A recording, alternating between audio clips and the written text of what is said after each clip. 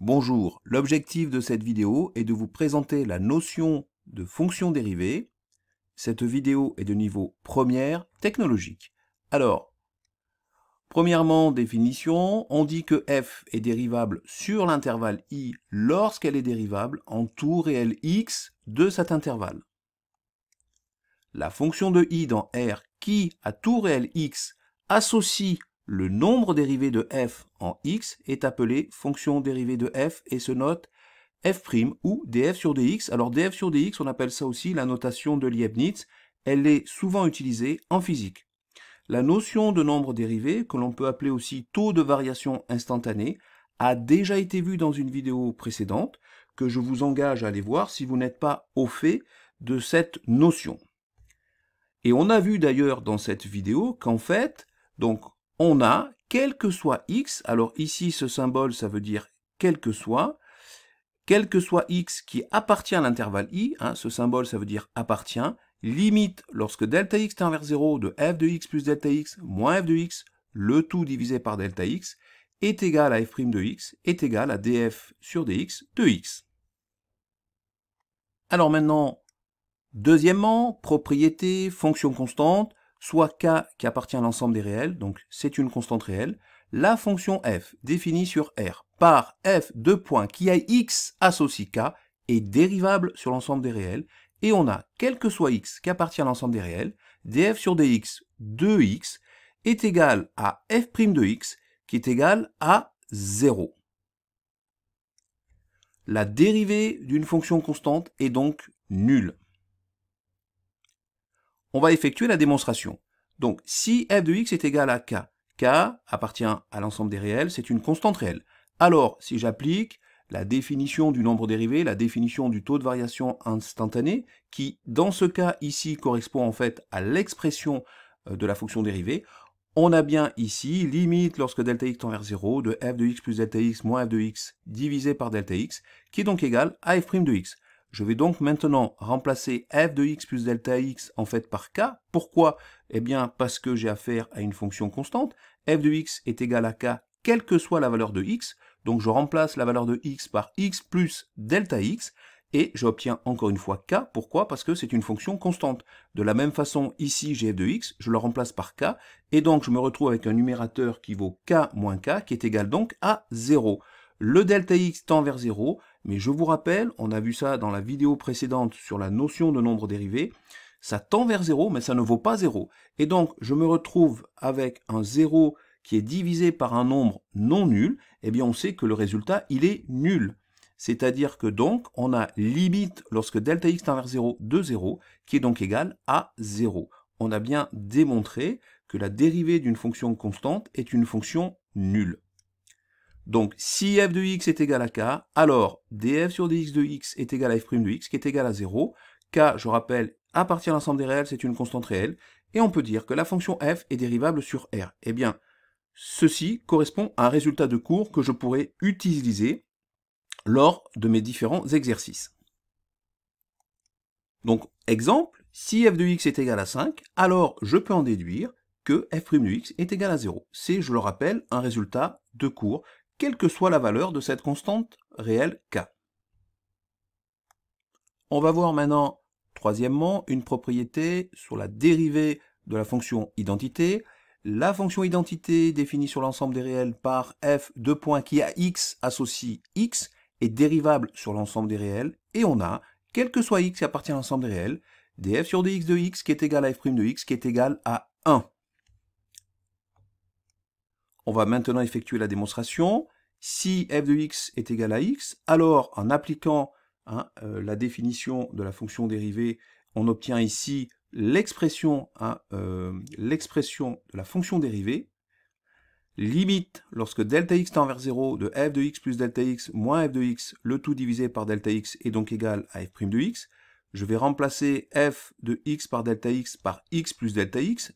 Je vous rappelle que pour avoir f de x plus delta x, il suffit de remplacer x par x plus delta x, et on voit bien que ça va nous donner f de x plus delta x qui est égal à x plus delta x, moins f de x, et f de x est égal à x. Donc on se retrouve avec ici le numérateur de mon taux de variation instantanée qui vaut x plus delta x moins x, donc ça peut se simplifier, et donc on se retrouve au final avec limite lorsque delta x tend vers 0 de delta x sur delta x. Et on sait que delta x sur delta x, eh bien ça vaut 1. Donc limite lorsque delta x tend vers 0 de 1, ça vaut 1. Eh bien ça y est, on a démontré que la dérivée de la fonction identité correspond à 1. X', x dérivée, puisqu'on peut aussi le noter comme ça, est égal à 1. Donc en conclusion, si f de x est égal à x, alors df sur dx de x est égal à f' de x, qui est égal à 1. On peut aussi le noter de la façon suivante, en mettant ici x' pour dire, voilà, x' est égal à 1. La fonction f est dérivable sur l'ensemble des réels. Alors maintenant, quatrièmement, propriété sur la dérivée de la fonction carré. La fonction carré définie sur l'ensemble des réels par f de points qui a x associe, donc x carré, est dérivable sur l'ensemble des réels, et on a, quel que soit x qui appartient à l'ensemble des réels, df sur dx de x qui est égal à f' de x, qui est égal à 2x. Alors ça peut aussi s'écrire un x au carré prime. On peut aussi l'écrire comme ça si l'on veut. On va maintenant effectuer la démonstration. Si f de x est égal à x carré, alors on a f' de x qui est égal à limite lorsque delta x tend vers 0 de f de x plus delta x moins f de x, le tout divisé par delta x. Donc je vais remplacer f de x plus delta x par x plus delta x au carré. Je vous rappelle qu'il suffit pour cela de remplacer x par x plus delta x, et on obtient bien f de x plus delta x qui est égal à x plus delta x, le tout au carré, moins donc ici f de x qui est égal à x carré. Je vais ici utiliser l'identité remarquable a plus b au carré, et j'obtiens donc x carré plus 2x delta x plus delta x au carré. J'applique ici l'identité remarquable a plus b au carré que j'applique à x plus delta x au carré. A est égal à x et b est égal à delta x. Donc je le répète, on va se retrouver avec x carré plus 2x delta x plus delta x carré moins x carré. On peut donc ici simplifier par x carré, puisque je vais me retrouver avec x carré moins x carré, ça va s'éliminer. Et donc on se retrouve avec un numérateur qui vaut donc 2x delta x plus delta x carré, le tout divisé par delta x. Et je peux donc ici simplifier par delta x. Donc on va se retrouver avec 2x delta x divisé par delta x, ça va nous donner 2x. Plus delta x au carré divisé par delta x, eh bien ça va nous donner en fait delta x. Or, ce delta x, il tend vers 0, donc au final, on a une limite qui est égale à 2x. Donc ça y est, on a démontré que f' de x est égal à 2x. On a démontré que l'expression de la fonction dérivée de la fonction carré correspond bien à 2x. Donc en conclusion, ce qu'il faut retenir, c'est que si f de x est égal à x carré, alors quel que soit x qui appartient à l'ensemble des réels, on a df sur dx de x qui est égal à f' de x qui est égal à 2x. Je rappelle que ça peut aussi s'écrire, donc x carré prime, la fonction carré est dérivable sur l'ensemble des réels. Donc ça, maintenant, ça fait partie d'un résultat de cours qu'on pourra réutiliser pour effectuer nos exercices. Donc maintenant, cinquièmement, propriété sur la dérivée de la fonction cube. La fonction cube définie sur l'ensemble des réels par f de points qui a x associe donc x au cube est dérivable sur l'ensemble des réels. Et on a, quel que soit x qui appartient à l'ensemble des réels, df sur dx de x est égal à f' de x qui est égal à 3 fois x carré. Alors là aussi, je rappelle, ça peut aussi s'écrire x au cube, ici prime. Donc on va effectuer maintenant la démonstration. On sait que a plus b au cube, en fait, c'est égal à a plus b multiplié par a plus b au carré. Alors a plus b au carré, on va utiliser la formule sur les identités remarquables. C'est égal à a carré plus 2ab plus b carré. On va ensuite développer l'expression a plus b multiplié par a carré plus 2ab plus b carré. On va faire donc a multiplié par a carré, ça va nous donner a au cube. A multiplié par 2ab, ça va nous donner 2a carré b. a multiplié par b carré, ça va nous donner ab carré. De même qu'on va effectuer b multiplié par a carré, ça va nous donner a carré b. b multiplié par 2ab, ça va nous donner 2ab carré. Et enfin, b multiplié par b au carré, pardon, ça va nous donner b au cube. Hein. B multiplié par b au carré, ça va nous donner b au cube. Donc, on a la formule suivante, a plus b au cube, qui est donc égal à a au cube, plus 3a carré b, hein, puisque j'ai ici 2a carré b, plus donc a carré b, ça va nous donner 3a carré b, plus 3ab carré, puisque j'ai ici ab carré plus 2ab carré, ça fait bien 3ab carré, plus b au cube. Et on va utiliser cette formule pour effectuer notre démonstration. Donc, on sait que a plus b au cube maintenant est égal à a au cube plus 3a carré b plus 3ab carré plus b au cube. Si f de x est égal à x au cube, alors on a limite, lorsque delta x tend vers 0, de f de x plus delta x moins f de x, le tout divisé par delta x qui est égal à f' de x. C'est-à-dire, je vais remplacer f de x plus delta x par x plus delta x au cube, hein, moins x au cube, le tout divisé par delta x. Je vais maintenant appliquer à x plus delta x au cube la formule a plus b au cube qui est égal à a au cube plus 3ab carré plus 3ab carré plus 3a carré b, pardon, plus 3ab carré plus b au cube. Donc je vais appliquer cette formule-là avec a qui vaut x et b qui est égal à delta x, et ça va nous donner donc x au cube plus 3x carré delta x plus 3x delta x carré plus delta x au cube moins x au cube. Hein, c'est le moins de x au cube que l'on a ici. Donc on voit que ça peut se simplifier, hein, parce que x au cube moins x au cube, eh bien ça va s'annuler. Et donc on se retrouve avec une limite, lorsque delta x tend vers 0, de 3x carré delta x plus 3x delta x carré plus delta x au cube, le tout divisé par delta x. Et donc c'est égal à 3x carré delta x divisé par delta x, plus 3x delta x carré divisé par delta x, plus delta x au cube divisé par delta x. Et maintenant, on va pouvoir simplifier. C'est-à-dire que ici, donc 3x carré multiplié par delta x divisé par delta x, on peut simplifier par delta x, ça va nous donner 3x carré. Ici, le delta x carré, c'est delta x fois delta x, donc divisé par delta x, ça va pouvoir se simplifier. De même que le delta x au cube, hein, c'est delta x fois delta x fois delta x. Je peux ici simplifier par delta x. Et donc, on se retrouve au final avec une limite, lorsque delta x tend vers 0, de 3x carré, plus 3x delta x, plus delta x au carré. Or, comme le delta x ici, il tend vers 0, hein, je vous rappelle qu'il tend vers 0, donc le delta x carré va tendre vers 0 aussi, et au final, on va se retrouver avec une limite qui est donc égale à 3x carré. On a bien ici la limite lorsque delta x tend vers 0 de f de x plus delta x moins f de x divisé par delta x qui est égal à f' de x, qui est égal à la limite lorsque delta x tend vers 0 de x plus delta x au cube moins x au cube divisé par delta x. Eh bien cette limite, elle est égale à 3x carré, et on a bien démontré que l'expression de la fonction dérivée de la fonction cube est égale à 3x carré.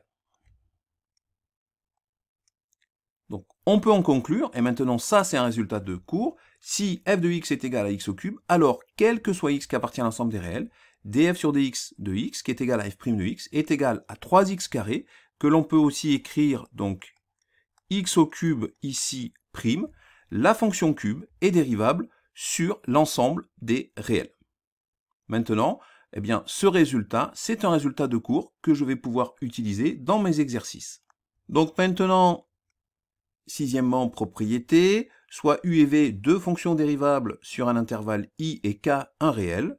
Alors, première propriété, la fonction f définie sur i par f de x égale k fois u de x, est dérivable sur i, et pour tout réel x de i, qu'est-ce qu'on a? On a f' de x qui est égal à k fois u' de x. Donc en fait, la dérivée d'une fonction multipliée par une constante est égale à k fois la dérivée. Alors, on va effectuer donc la démonstration un peu plus tard. On va voir d'abord, deuxièmement, une deuxième propriété. La fonction f définie sur i par f de x égale u de x plus v de x est dérivable sur i, et pour tout réel x de i, f' de x est égal à u' de x plus v' de x. La dérivée d'une somme est égale à la somme des dérivées, la dérivée d'une somme de fonctions est égale à la somme des fonctions dérivées. Alors, ces deux propriétés sont fondamentales, et on va voir maintenant leur démonstration. Alors, si f de x est égal à k fois u de x, avec k qui appartient à l'ensemble des réels, je rappelle que la fonction u est une fonction dérivable, alors on a f' de x qui est égal à limite, lorsque delta x tend vers 0, de f de x plus delta x moins f de x divisé par delta x, ça c'est la définition, et on remplace, et on a ici f de x plus delta x qui est donc égal à k fois u de x plus delta x moins k fois ux, le tout divisé par delta x. On va pouvoir factoriser cette expression par k, et on va obtenir donc k fois u de x plus delta x moins u de x, le tout divisé par delta x, et tout ça, en fait, ça correspond en fait, lorsque delta x tend vers 0, ça correspond à u' de x, et l'on se retrouve bien avec f' de x, qui est donc égal à k fois u' de x. Ça y est, on a démontré que la dérivée d'une fonction multipliée par une constante est égale à cette constante multipliée par la dérivée de la fonction. On va voir maintenant donc la deuxième démonstration, la démonstration de la deuxième propriété. Si f de x est égal à u de x plus v de x, alors f' de x qui est égal à delta x qui tend vers 0 de f de x plus delta x moins f de x, le tout divisé par delta x, ça c'est la définition, toujours la même. On obtient au final, limite lorsque delta x tend vers 0, de u de x plus delta x plus v de x plus delta x, moins u de x plus v de x, le tout divisé par delta x. Donc le moins ici va s'appliquer sur toute la somme, c'est-à-dire qu'on va avoir moins u de x et moins v de x, et ce moins u de x, on va l'associer avec le u de x plus delta x. Et on va se retrouver donc au final avec u de x plus delta x moins ux plus v de x plus delta x moins vx, le tout divisé par delta x. Et on va donc se retrouver avec un f' de x qui est égal à limite lorsque delta x tend vers 0 de u de x plus delta x moins u de x, le tout divisé par delta x, plus v de x plus delta x moins v de x, le tout divisé par delta x. Je vous rappelle qu'à chaque fois, le delta x tend vers 0. Et donc, on va se retrouver ici au final avec la somme de deux expressions. Ici, la première qui correspond finalement à la définition de u' de x, et ici qui correspond à la définition de v' de x. Donc ça y est, on a démontré que f' de x est donc égal à u' de x plus v' de x, c'est-à-dire que la dérivée d'une somme de fonctions est égale à la somme des fonctions dérivées. Je répète, si f de x est égal à u de x plus v de x, alors f' de x, qui est égal à df sur dx de x, est égal à u' de x plus v' de x. La dérivée de la somme de deux fonctions est égale à la somme des dérivées de ces fonctions. Donc ça, c'est un résultat très important qui va être très utile pour la résolution de nos exercices. Donc maintenant, on va voir des exemples pour mettre en application tout ça. Alors, f est la fonction définie sur R par f de x égale 5x au carré. F de x égale k fois u de x avec donc k qui est égal à 5 et u de x qui est égal à x carré. Comme u' de x est égal à 2x, ça, cette propriété, on l'a déjà démontré, alors f' de x est donc égal à k fois u' de x, c'est-à-dire 5 fois 2x, c'est-à-dire 10x. Donc voilà, on a réussi, grâce aux propriétés que l'on vient de démontrer, on a réussi à trouver la dérivée de la fonction f, c'est-à-dire qu'on a réussi à dire que si f est une fonction définie sur R par f de x qui est égal à 5x carré, alors f' de x est égal à 10x. On a appliqué deux propriétés. La première propriété que l'on a appliquée, c'est la dérivée de la fonction carré, eh bien, elle a pour expression 2x. Deuxième propriété que l'on a appliquée, la dérivée d'une fonction multipliée par une constante est égale à k fois la dérivée de cette fonction. Alors ensuite, g est la fonction définie sur l'ensemble des réels par g de x égale x carré plus x plus 7. Donc cette fois, on va appliquer la propriété qui nous a dit que la dérivée d'une somme de fonctions est égale à la somme des dérivées de ces fonctions-là. Donc on a g de x qui est donc égal à u de x plus v de x plus wx, avec u de x qui est égal à x carré, v de x qui est égal à x, et wx qui est égal à 7. Alors, on a vu précédemment que la dérivée de la fonction carré avait pour expression 2x. On a donc u' qui est égal à 2x. On a vu que la dérivée de la fonction identité avait pour expression 1. Donc v' de x est égal à 1. Et on a vu que la dérivée de la fonction constante avait pour expression 0. Et donc on a bien w' de x qui est égal à 0. Alors, g' de x est égal à u' de x plus v' de x plus w' de x, pardon. Ça, c'est la propriété qui nous dit que la dérivée d'une somme de fonctions est égale à la somme des dérivées de ces fonctions. Et c'est donc égal, g' de x est donc égal à 2x, hein, c'est-à-dire u' de x, plus 1, c'est-à-dire v' de x, plus 0, c'est-à-dire w' de x. Et au final, on a bien g' de x qui est donc égal à 2x plus 1. Donc septièmement, propriété, soit f une fonction définie sur un ensemble D et I un intervalle de D. Première propriété, si pour tout réel x appartenant à cet intervalle I, on a f' de x qui est supérieur ou égal à 0, alors on peut en déduire que la fonction est croissante sur cet intervalle I. Deuxième propriété, si pour tout réel x appartenant à cet intervalle I, on a f' de x qui est inférieur ou égal à 0, alors f, on peut en déduire que f est décroissante sur cet intervalle I. Alors, je ne vais pas vous démontrer ces propriétés parce que ça serait trop long. Par contre, on peut bien imaginer la chose intuitivement. D'après ce qu'on en a vu dans une vidéo précédente, je vous rappelle que le nombre dérivé en un point donné d'une courbe correspond, je vous rappelle, au coefficient directeur de la tangente à cette courbe en ce point donné. Ce qui veut dire que si j'ai par exemple le coefficient directeur de ma tangente qui est positif, on peut bien imaginer qu'à ce moment-là, ma fonction va être croissante. Si le coefficient directeur de ma tangente va être négatif, on peut bien imaginer qu'à ce moment-là, ma fonction va être décroissante. Donc, ces propriétés vont permettre de déterminer le sens de variation d'une fonction sur un intervalle donné. On va voir maintenant un exemple pour mettre en pratique ces propriétés qui sont dans ce chapitre-là fondamentales. Alors, soit f, la fonction définie sur un intervalle moins 1, 2, par f de x égale x carré moins 2x moins 1. Pour étudier les variations de f, on étudie le signe de f' de x. Alors, pour tout réel x, on a f' de x qui est donc égal à x carré moins 2x moins 1 prime.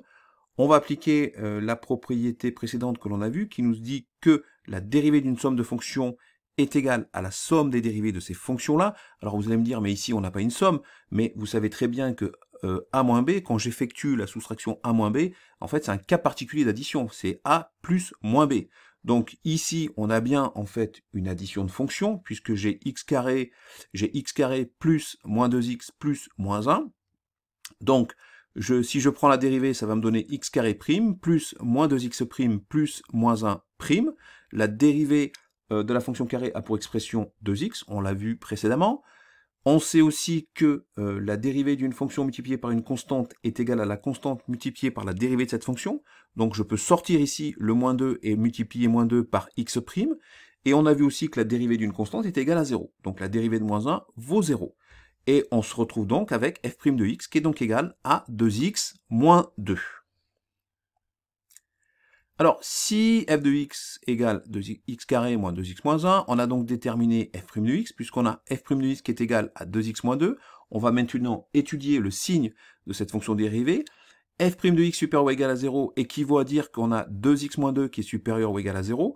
Je vais faire passer le moins 2 dans le membre de droite de mon égalité, il va devenir 2. Et donc je vais avoir 2x qui est supérieur ou égal à 2. On va diviser les deux membres de cette inégalité donc par 2, et on va se retrouver donc au final, après simplification, 2 divisé par 2, ça fait 1, avec un x qui est supérieur ou égal à 1. Donc, f' de x supérieur ou égal à 0 équivaut à dire que x est supérieur ou égal à 1. On peut tout de suite en déduire que f' de x inférieur ou égal à 0 équivaut à dire que x sera inférieur ou égal à 1. On en déduit le signe sur l'intervalle moins 1, 2, puis les variations de la fonction f. Donc pour cela, on va faire un tableau avec le tableau de signe de la fonction dérivée et le tableau de variation de ma fonction f. On a donc ici f de x égale x carré moins 2x moins 1 et f' de x qui est égal à 2x moins 2. Notre tableau de signe et de variation, en fait, tableau de signe de la fonction dérivée, donc il va démarrer pour un x compris entre moins 1 et 2. Donc on a vu que f' de x était négatif ou nul pour l'intervalle moins 1, 1. Donc on a bien ici donc la valeur, le signe négatif de l'expression f' de x. On a ici un signe positif parce qu'on a vu que f' de x était positif pour les valeurs de x supérieures ou égales à 1, enfin pour x compris entre 1 et 2 en tout cas. Donc ce qui veut dire que dans cette zone-là, ma fonction est bien décroissante. Alors on a f de moins 1 qui vaut 2, donc on démarre de 2, la fonction est décroissante et on va jusqu'à moins 2, hein, puisque f de 1 vaut moins 2. Alors par contre, attention ici, la fonction dérivée, elle vaut 0 à ce moment-là. Ensuite, ma fonction va changer de sens de variation, puisqu'en fait le signe de ma fonction dérivée va changer aussi, et donc je vais avoir ici une fonction croissante qui va démarrer de moins 2 jusqu'à moins 1, hein, puisque f de 2 est égal à moins 1. Donc on voit ici tout l'intérêt de l'étude d'une fonction dérivée. La fonction dérivée va me permettre d'étudier la variation de ma fonction. Donc c'est un outil qui est fondamental dans l'étude des fonctions. Donc, huitièmement, propriété, soit une fonction définie sur un ensemble D. Si f, alors cette fonction, hein, c'est la fonction f, soit une fonction f définie sur un intervalle D. Si f est croissante sur i, alors pour tout réel x de i, donc on a f' de x est supérieur ou égal à 0. Donc là, c'est quelque part la réciproque de ce qu'on en a vu précédemment. Hein. Si je sais que ma fonction est croissante, eh bien je peux en déduire que f' de x est supérieur ou égal à 0. Deuxième propriété, si f est décroissante sur i, si je sais que ma fonction est décroissante sur i, alors je peux en déduire que pour tout réel x de cet intervalle i, je vais avoir f' de x qui est inférieur, f' de x qui va être inférieur ou égal à 0. Donc en fait, ça correspond aux réciproques des propriétés que l'on a vues précédemment. Hein. Ces propriétés sont les réciproques des propriétés précédentes. Eh bien voilà, c'est la fin de cette vidéo. J'espère qu'elle vous a plu. Et je vous dis donc à bientôt sur la chaîne YouTube Skol Mathématiques.